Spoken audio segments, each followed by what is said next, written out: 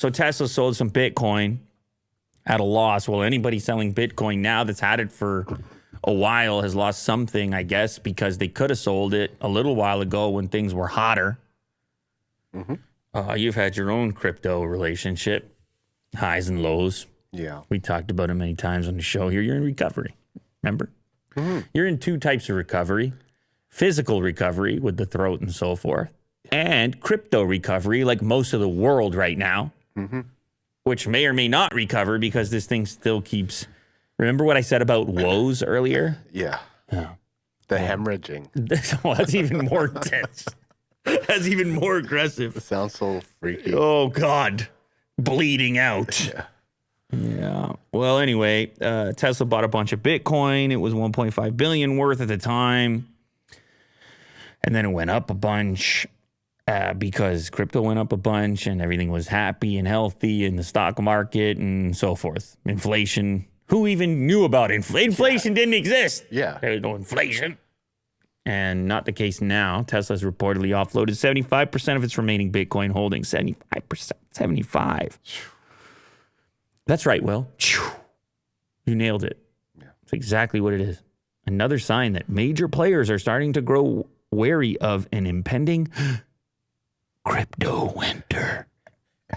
The most deadliest of names. See, you watched enough of those contents to see stuff like this. When you were involved, crypto winter is coming. Batten down the hatches. Oh, my God. Yeah. Get your blankets ready. Crypto winter is coming. Yeah, it's for all the... what don't the Game of Thrones people love that? The winter stuff? Yeah. Yeah, they love it. But I feel like this is before Game of Thrones. No way. Come on. Game of Thrones invented winter, all right?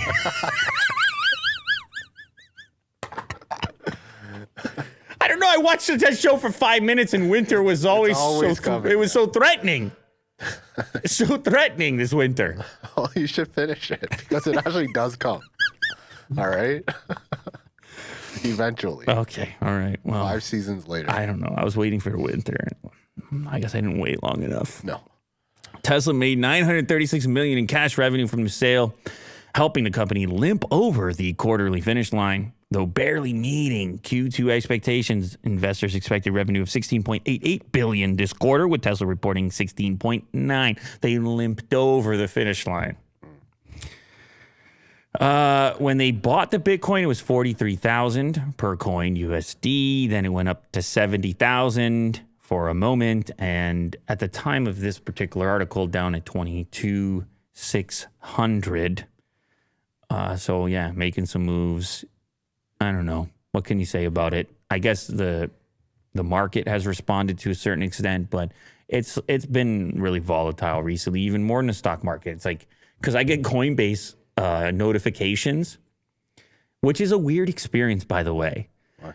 Well, they would just be like, ooh, crypto's way down, you idiot. And then they would be, then like a day later, it's like, way up, we're good. It's just like, I feel there's some sort of emotional connection that they want.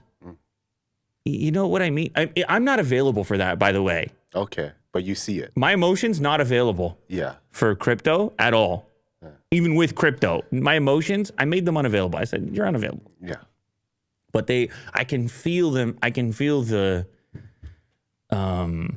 emotional toll on their side. The techniques, you know, like I can see the strategy and, but I don't know what happens if you send everybody a notification that says crypto is plummeting. You're going to get a lot of people on the platform, I guess. You're going to get user spikes. You're going to get more transactions. Sure. There's all these effects and things that would go on. So obviously there's some smart people over there. They know what they're doing, but I'm not emotionally available. Okay. Just so you know. Yeah.